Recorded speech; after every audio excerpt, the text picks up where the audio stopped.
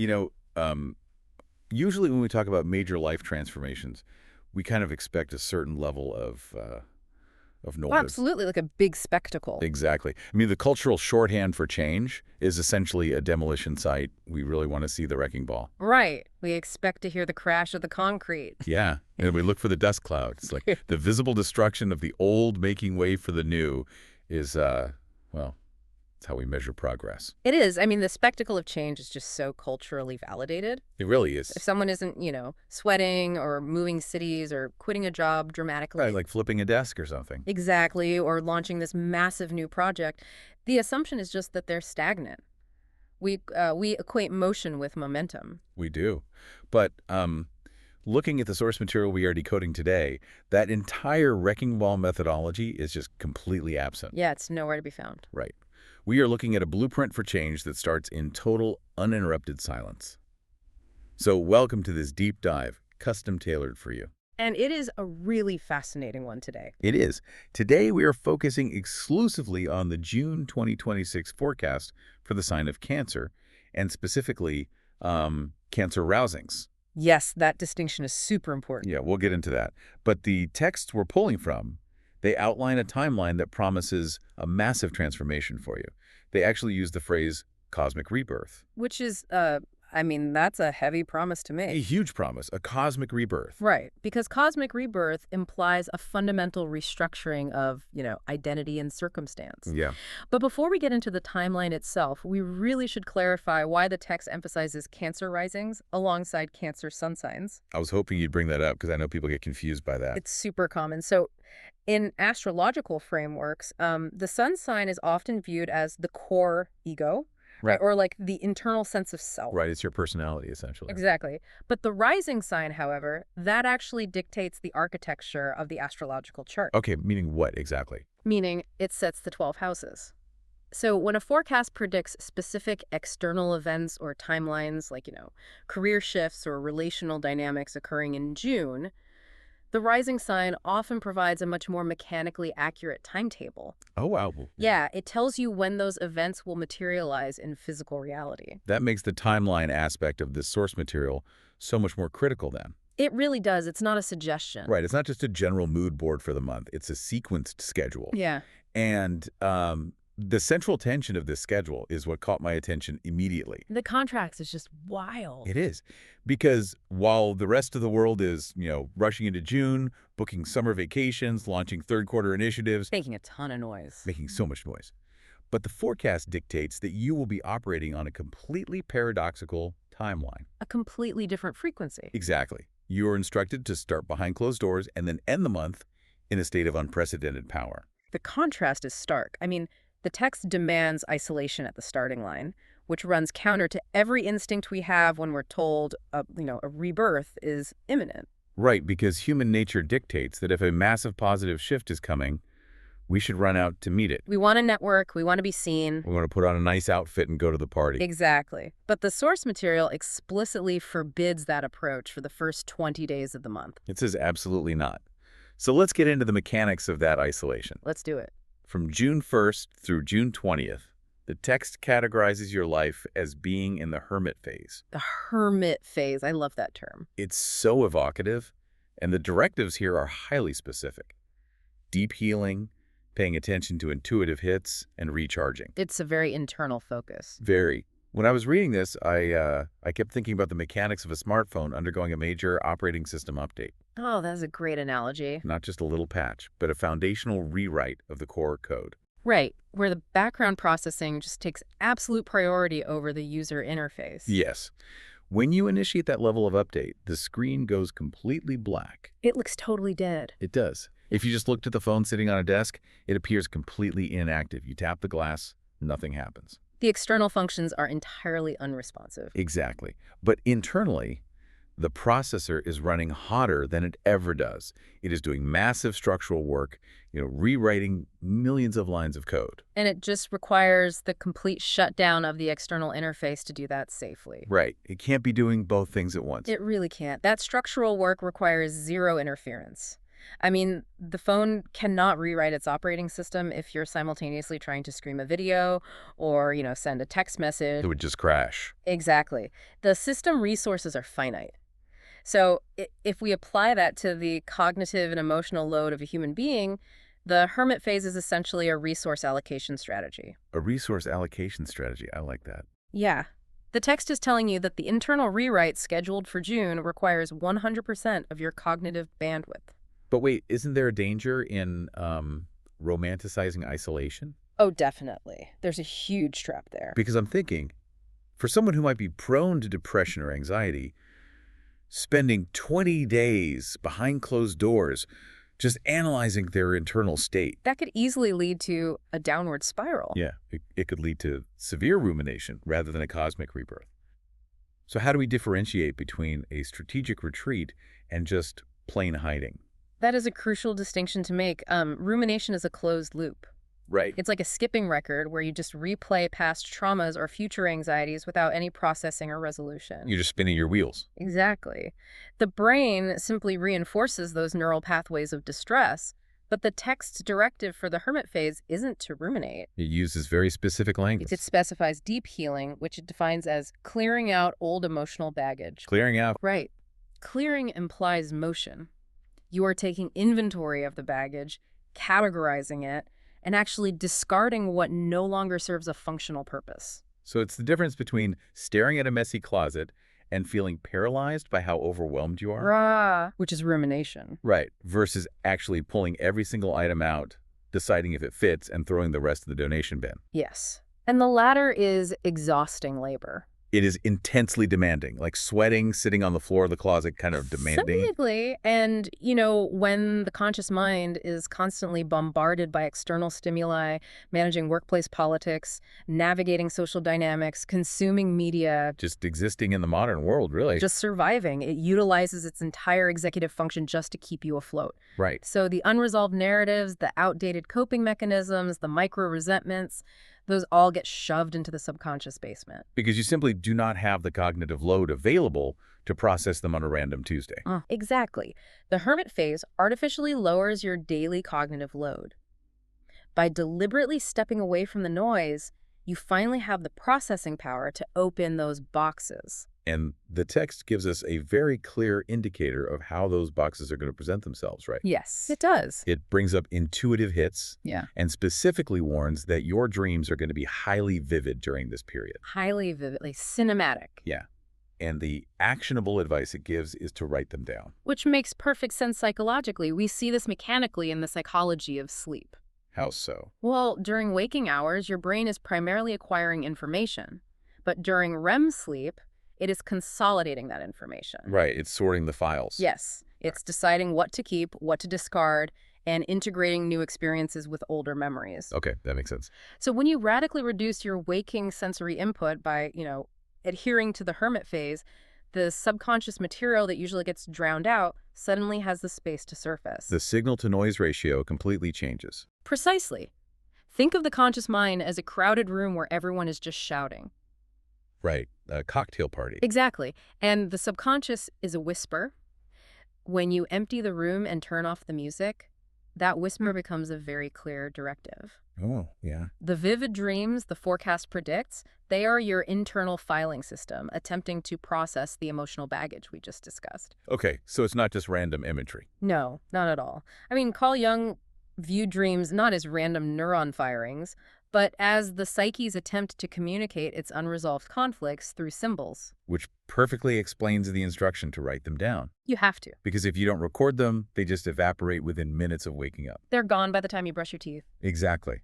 But by writing them down, you are taking an abstract, subconscious symbol and forcing it into the conscious, tangible world. You're giving yourself a data set.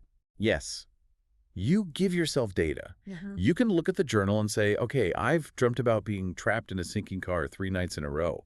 What feeling of being trapped in my waking life am I currently refusing to look at? Exactly. You are capturing the intuitive hits before the daily routine buries them again. It's active work. It is. And this ties directly into the third directive of the hermit phase, which is recharging. Ah, yes. Recharging. The text uses a very deliberate phrase here. It says you are gathering energy for your big debut later this month. I noticed that phrasing too, gathering energy. It shifts the entire posture of the isolation. It totally reframes it. It's not a passive hibernation, like you're not just taking a nap. Gathering energy is an active state. It is the accumulation of potential energy. Think of drawing back the string of a bow. Okay, I like that image. The arrow is stationary. To an outside observer, nothing is happening. It looks perfectly still. Right. But the tension in the wood and the string is building exponentially. The energy isn't absent, it is being concentrated. And that concentration requires an immense amount of self-trust. Immense. I mean, I try to put myself in the shoes of someone living through the second week of June.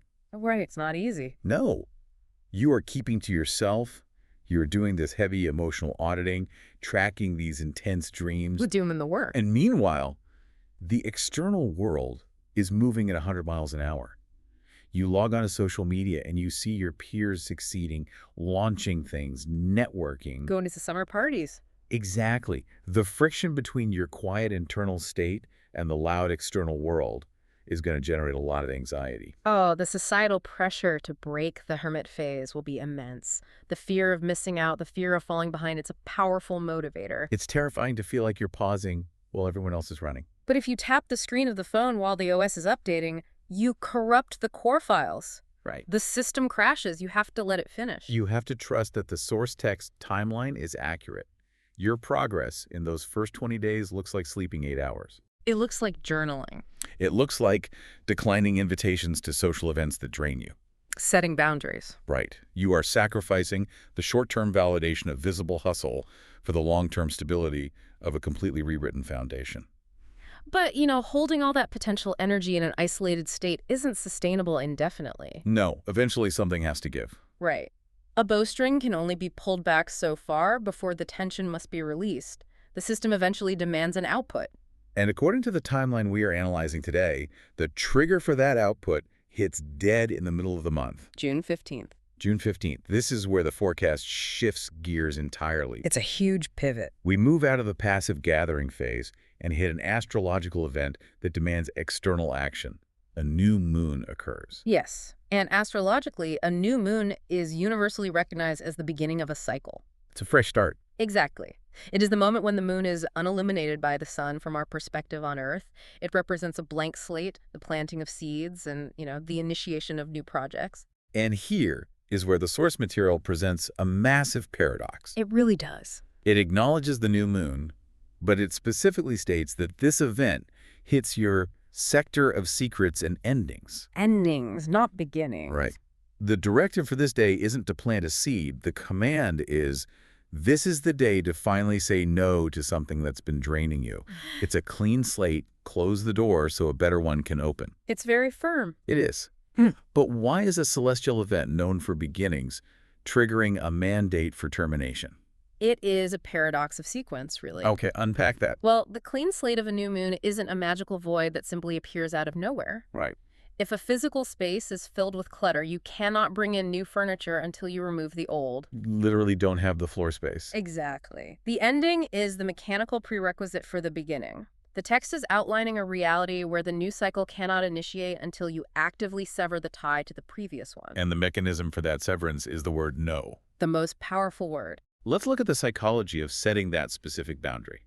Because the text says to say no to something draining. Draining, that's the key word. Right. It doesn't just say make a change. It pinpoints a leak in your energy reserves. Because a boundary acts as a container. Okay.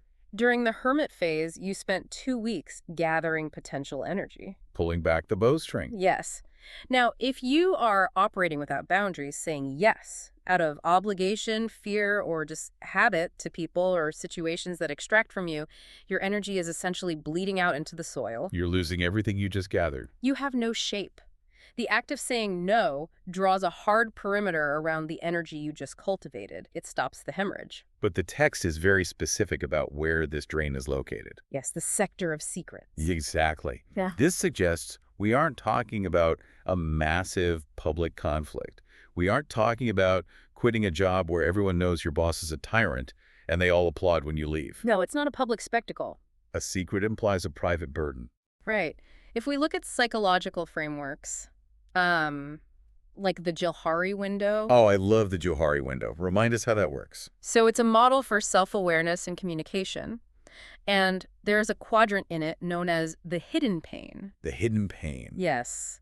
This represents information, feelings, or burdens that are known to you, but are entirely unknown to others. Oh, okay. The sector of secrets operates right in this hidden pane. So this graining element is something the outside world might completely miss. They probably have no idea. It's the familial obligation you take on every week that you pretend you don't mind, but quietly exhausts you to your core. Or it's a toxic internal standard of perfectionism that drives your anxiety, even though everyone else just thinks you're highly competent. Wow, yes. Or it's a one-sided friendship where you do all the emotional labor, but you smile through it just to keep the peace. Exactly. And the danger of a hidden drain is that because no one else sees it, no one else is going to step in and fix it for you. Right, there's no rescue party coming. There will be zero external intervention. The text is calling you out here. It is holding your feet to the fire. It is asserting that the deep healing of the hermit phase gave you the clarity to finally identify what this secret drain is, and June 15th is the deadline to cut the cord. Cutting that cord, especially if it's a dynamic people have come to quietly rely on you for, is terrifying. Oh, it is deeply uncomfortable. We naturally want a safety net. We want the guarantee of the new outcome before we let go of the old situation. We want the transition to be seamless. Exactly. We want the new job offer signed before we leave the draining one. But the forecast introduces a physics-like rule here. It does. It's an absolute rule. It says, close the door so a better one can open. It's conditional. The causality is the critical element. We can understand this through the mechanics of fluid dynamics. Okay, let's hear it. Imagine a pipe that is fully pressurized with standing water, but it's blocked at one end. Okay, I'm picturing it. New water cannot flow into the system because the pressure gradient won't allow it. Because it's already full. Exactly. The environment is completely static. The only way to introduce new flow is to open a release valve, flush the old water out, and create a temporary vacuum. And the vacuum is what pulls the new opportunity in. Exactly. The closed-door principle operates on the law of the vacuum. That is so profound. The universe cannot hand you a new level of relational depth or career success if your hands are completely full, carrying a hidden burden. You literally don't have the capacity to hold the new thing. You must create the void. And creating that void requires the sheer leap of faith to stand in the hallway on June 15th, having closed the door behind you, trusting the physics of the vacuum to do its job. It is the ultimate pivot point of the whole month. It really is the hinge. You move from the quiet, internal reflection of the first 2 weeks into a definitive, potentially highly uncomfortable external action. You draw the line. You draw the line. You close the valve. And once that pressure gradient changes, the timeline accelerates dramatically. It's like flipping a switch. Once the space is cleared, the potential energy gathered during the hermit phase finally has an avenue for kinetic release. It finally gets to move. Which brings us to the third act of the forecast. We hit June 21st, and the source text just launches into a barrage of cosmic events. It's a very busy week, astrologically. It's the summer solstice. It's the beginning of Cancer season. Mm? Happy birthday season, by the way. Yes. And the sun officially enters the sign. The narrative transitions from a closed-door hermit to an explosive, highly visible debut. The vocabulary shift is absolute. It really is. The phrase the text uses to describe your state in this final week is that your magnetism becomes off the charts. Magnetism. It's such a great word because the first half of the month utilized words centered on hiding, right? Right. Behind the scenes, silence, secrets, and endings. Exactly. Now, the text pivots to words of illumination. It uses words like glowing, noticed, and pitching. It's the moment the actor steps out from the dark, quiet wings of the stage directly into the blinding spotlight of center stage. That's exactly what it feels like. But I really want to deconstruct this concept of magnetism because it sounds like magic. It sounds like, fairy dust. Right, like it just happens to you. Yeah. But I suspect it's deeply behavioral. Oh, it is 100% behavioral. The forecast breaks this magnetism down into two highly visible arenas: career and love. The big two. Always the big two. Let's look at the career aspect first. The instruction is to pitch that idea or ask for what you deserve because the universe is saying yes. In all caps, yes. Right, so let's trace the mechanics of that yes back to the beginning of the month. Okay, let's do the math. If you ignored the hermit phase, if you spent the first 2 weeks distracted, avoiding your emotional baggage, going to all the parties. Scrolling on your phone, escaping. Right. And then on the 15th, you fail to set the boundary and close the draining door. How do you walk into a negotiation on the 21st? You walk in exhausted. Completely depleted. You are carrying the unresolved imposter syndrome you refuse to process. Your energy is scattered because you never stop the leak. Right. When you ask for a raise or pitch a project from a place of systemic depletion, your communication is compromised. You operate from a place of desperation. And desperation is a highly repelling force. It really is. People can smell it. They sense it in your micro-expressions, your tone of voice, your posture. You lack self-efficacy. Precisely. Now, consider the alternative timeline, the one the source material advocates for. The one where you actually did the work. Yes. You spent 20 days facing down your cognitive load and clearing out the psychological basement. You endured the discomfort of analyzing those vivid dreams. And on the 15th, you prove to your own nervous system that you are capable of drawing a boundary and saying no to a secret drain. That's huge. The psychological compounding of those actions fundamentally alters your baseline state. It changes who you are in the room. Exactly. By the time June 21st arrives, you are operating from a foundation of grounded, tested power. So when you pitch the idea, you aren't begging for validation. No, you are presenting a fact. Wow. You ask for what you deserve because the internal audit you conducted proved your value to yourself. And the behavioral shift is what creates the magnetism. Yes. Magnetism in human dynamics is often just the presence of someone who is entirely comfortable in their own structure. They aren't leaking energy everywhere. Exactly. Mirror neurons and the people you are pitching to will pick up on that absolute lack of desperation. I can feel that you don't need it. All right. The yes from the universe that the text promises is largely the external world reacting to the fact that you have finally stopped negotiating against yourself. That is incredible. And this translates flawlessly into the relational forecast, too. It's the exact same mechanism. It is. The love section of the source material addresses both single and coupled individuals. And again, the mechanism of magnetism is the driving force. It's universally applicable. For singles, the text simply states, people are noticing you. Think about the contrast there. During the hermit phase, your energy was turned inward. You were deliberately unnoticeable. You were the phone with the black screen. You are off the grid. Now, because you have cleared the emotional baggage and closed the draining doors, you are energetically available. You're transmitting again. You are present in your physical environment, rather than dissociated and trapped in internal narratives about your past. When you aren't carrying heavy bags, you walk differently. You really do. You make eye contact differently. You are drawing people towards you, not because you adopted a new aggressive dating strategy. Or downloaded a new app. Right, but because an unburdened human being is a highly attractive force. It's effortless gravity. Effortless gravity. I love that. And for those who are already coupled, the forecast asserts that the connection deepens. Which is the payoff for the internal work. Right, because the mechanism for deepening connection is vulnerability and authenticity. Which is exactly what the hermit phase forced you to practice on yourself. Yes, you had to get real with yourself first. If you have spent weeks identifying your past traumas and acknowledging your intuitive hits, you are no longer projecting your historical baggage onto your current partner. The static on the line has been cleared. Exactly. The hidden drain that was secretly sapping your patience or, your capacity for intimacy, it has been removed by the boundary you set on the 15th. So you show up to the dinner table as a cleaner, clearer version of yourself. And of course, the connection deepens. The artificial barriers to intimacy have been dismantled. It's just a natural consequence. It really is fascinating how structurally sound this forecast is when you look at the causality. It's a perfect sequence. It is. None of these end of month wins the glowing, the career leaps, the deep relationships, none of them are random lottery tickets. They are the compound interest of the unseen labor. Wow. The architecture functions perfectly, but only if the sequence is respected. Right. You can't skip ahead. The rest enabled the purge. The purge created the vacuum, and the vacuum allowed the power to enter. Which brings us to the ultimate thesis of this source material. The big takeaway. As we wrap up this deep dive, we have to look at the phrase the text uses to summarize the entire month of June 2026. It's a beautiful phrase. It really is.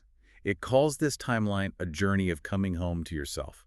And the concept of home in this context, it is not a geographic location. No. It is a state of internal sovereignty. It is a system that is no longer compromised by external drains or corrupted internal code. It is an act of reclamation. Yes. You start with the discipline of rest.